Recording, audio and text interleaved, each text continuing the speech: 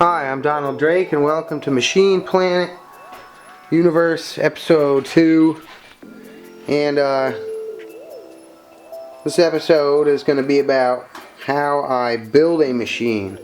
And it's kind of a answer to one of the questions on my Q&A video. And so basically, when I build a machine, I start with an idea. And I usually put that idea in the middle. I 99% of the time build middle out. And the reason for this is because it allows me to establish my original idea and give me room and freedom to connect it in many more ways if I just started straight linear at the edge of this table and then went all the way to the end.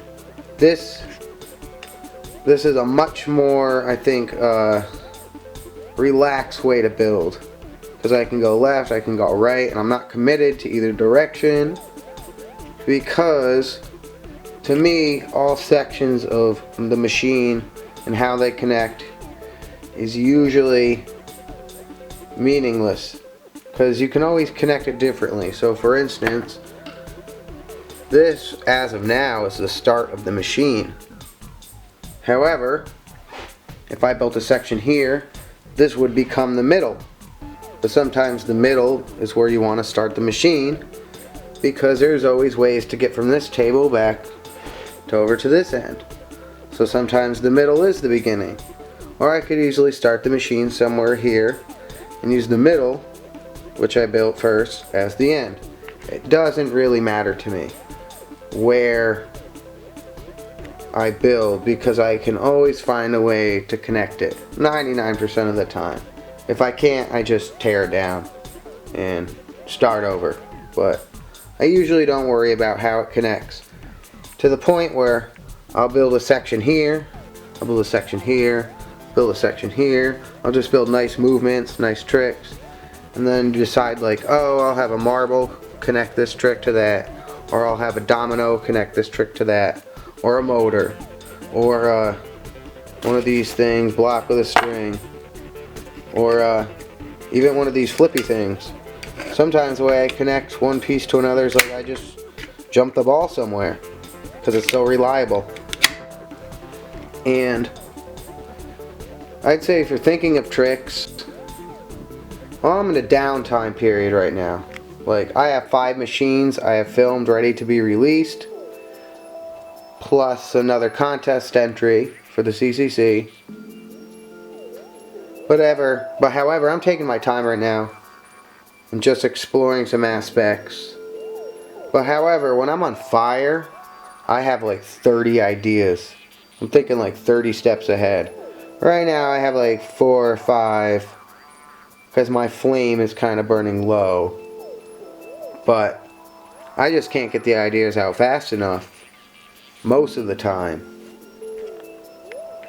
And so when I think of tricks, there's a few ways I think of them. Some of it is in my head and I just try it out. It's like something I know that'll work or will look cool.